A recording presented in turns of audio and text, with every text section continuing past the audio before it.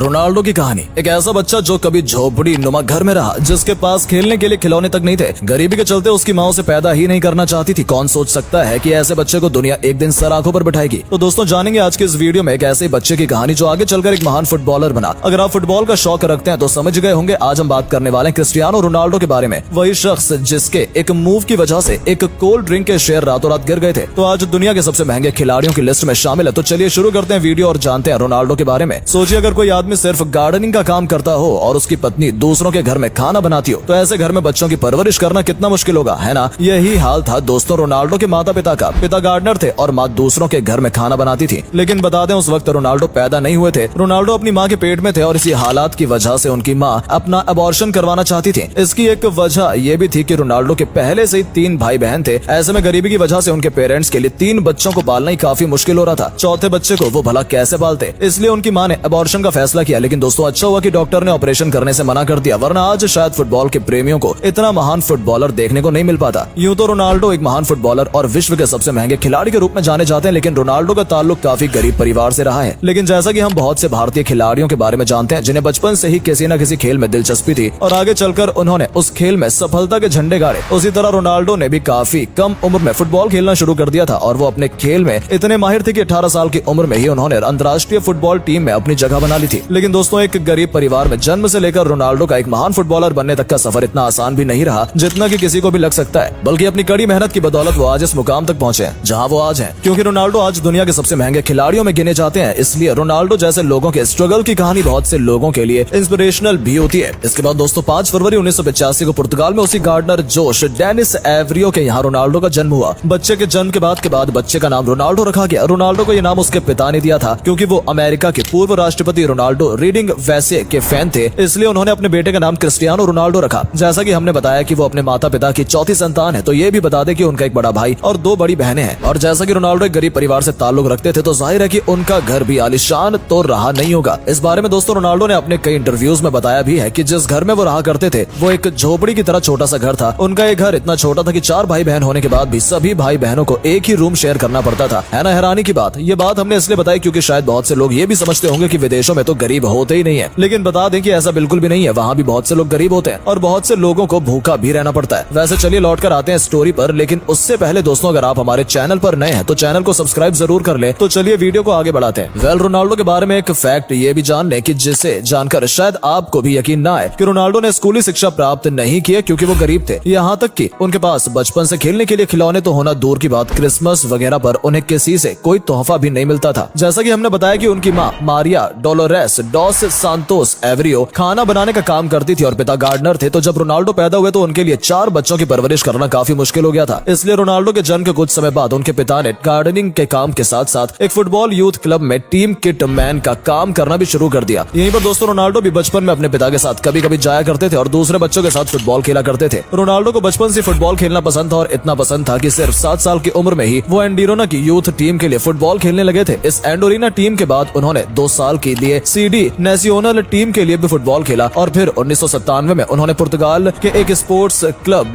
Sporting club दे पुर्तगाल को 3 दिन का ट्रायल दिया, जिसके बाद क्लब ने उन्हें 1500 पाउंड में साइन कर लिया। इसके बाद क्लब ने उन्हें लिस्बन में भेज दिया जहां उन्होंने अपने गेम को और भी ज्यादा इंप्रूव किया। यहाँ पर दोस्तों क्लब की तरफ से उनकी पढ़ाई के लिए भी व्यवस्था की गई, इसलिए वो एक स्कूल में पढ़ाई भी करते थे। लेकिन रोनाल्डो के लिए समस्या ये थी कि जहाँ से वो बिलोंग करते थे उनकी भाषा में और लिस्बन की भाषा में काफी फर्क था, जिस वजह से क्लास के बच्चों से लेकर टीचर तक उनका मजाक बनाते थे। यही नहीं, एक बार तो एक टीचर ने उनकी गरीबी और उनके परिवार का मजाक बनाया तो रोनाल्डो को इतना गुस्सा आया कि उन्होंने टीचर पर कुर्सी फेंककर मार दी। इस वाक्य के बाद स्कूल ने उन्हें निकाल दिया। यही नहीं, क्योंकि रोनाल्डो की दिलचस्पी भी पढ़ाई में कोई खास नहीं थी, इसलिए उन्होंने भी कभी दोबारा स्कूल न जाने का फैसला कर लिया। उस समय रोनाल्डो की उम्र 14 साल थी। तो वहीं इस तरह दोस्तों रोनाल्डो कभी पढ़ाई ही नहीं कर पाए। लेकिन रोनाल्डो को फुटबॉल खेलना पसंद था, इसलिए उन्होंने अपनी माँ को अपने फैसले के बारे में बताया तो उनकी माँ ने भी उनकी बात मान ली। यही नहीं, उन्हें अपनी माँ से काफी सपोर्ट भी मिला, इसलिए रोनाल्डो अपनी सक्सेस का क्रेडिट अपनी माँ को देते हैं। इसके बाद दोस्तों उन्होंने अपना पूरा फोकस फुटबॉल खेलने पर लगा दिया। लेकिन इसी दौरान उन्हें पता चला कि उन्हें टचिकार्डिया है, एक ऐसी बीमारी है जिसमें हार्ट बीट उसी तरह से हाई रहती है जैसी दौड़ने के बाद होती है। इस वजह से डॉक्टर्स ने उन्हें इस बीमारी के साथ फुटबॉल खेलने से मना कर दिया। हालांकि इस बीमारी का हल ऑपरेशन था, लेकिन उसमें जान जाने का रिस्क भी था। अब क्योंकि रोनाल्डो को फुटबॉल खेलना था, इसलिए उन्होंने अपनी सर्जरी करवाने का फैसला लिया। इसके बाद दोस्तों रोनाल्डो की जिंदगी तब बदली जब उन्होंने पुर्तगाल में स्पोर्टिंग AFC टीम के लिए अपने प्रोफेशनल फुटबॉल करियर की शुरुआत की। रोनाल्डो को लेजो बोलिनी ने फुटबॉल की पहली टीम में अपग्रेड किया था, क्योंकि वो रोनाल्डो के गेम से काफी प्रभावित हुए थे। उस समय रोनाल्डो सिर्फ 16 साल के थे। बता दें, इसके बाद 2003 में स्पोर्टिंग क्लब दे पुर्तगाल की तरफ से रोनाल्डो ने एक मैनचेस्टर यूनाइटेड क्लब की टीम के साथ एक मैच खेला। इस मैच में मैनचेस्टर के काफी बेहतरीन खिलाड़ी शामिल थे, लेकिन फिर भी मैनचेस्टर की 3-1 से हार हो गई। लेकिन इस हार के बाद भी मैनचेस्टर की टीम रोनाल्डो के गेम से काफी प्रभावित हुई, इसलिए टीम ने अपने मैनेजर एलेक्स फर्गसन से बात की कि रोनाल्डो को उनकी टीम में शामिल कर लिया जाए। बता दें, एलेक्स भी रोनाल्डो के गेम से काफी इंप्रेस थे, इसलिए उन्होंने 12.24 मिलियन पाउंड में रोनाल्डो को साइन कर लिया और अपनी टीम में शामिल कर लिया। बता दें, उस समय रोनाल्डो की उम्र सिर्फ 18 साल थी और 12.24 मिलियन पाउंड की रकम उस समय किसी भी 18 साल के खिलाड़ी को साइन करने के लिए उस समय की सबसे भारी भरकम रकम थी। यही नहीं, मैनचेस्टर यूनाइटेड क्लब की टीम में शामिल होने वाले रोनाल्डो पहले पुर्तगाली खिलाड़ी थे। इसके बाद 2006 से 2008 के समय में रोनाल्डो की किस्मत ही बदल गई, क्योंकि पैसा तो उनके पास आ ही रहा था, साथ ही इसी दौरान मैनचेस्टर यूनाइटेड क्लब ने क्रिस्टियानो रोनाल्डो को जर्सी नंबर 7 दी। बता दें, जर्सी नंबर 7 का मतलब था रोनाल्डो यूनाइटेड फुटबॉल क्लब के महान खिलाड़ी हैं। यही वजह थी कि रोनाल्डो इस जर्सी को लेने से डर भी रहे थे, लेकिन फिर भी एलेक्स ने उन्हें 7 नंबर की जर्सी दे दी। यही वजह है कि रोनाल्डो को लोग CR7 भी कहने लगे। लेकिन दोस्तों, ये तो आप जानते हैं कि जिंदगी में कभी खुशी और कभी गम का सिलसिला तो चलते रहता है। तो ऐसा ही कुछ हुआ साल 2005 में, जब रोनाल्डो के पिता की लीवर फेल होने की वजह से मृत्यु हो गई, क्योंकि वो एक अल्कोहलिक थे।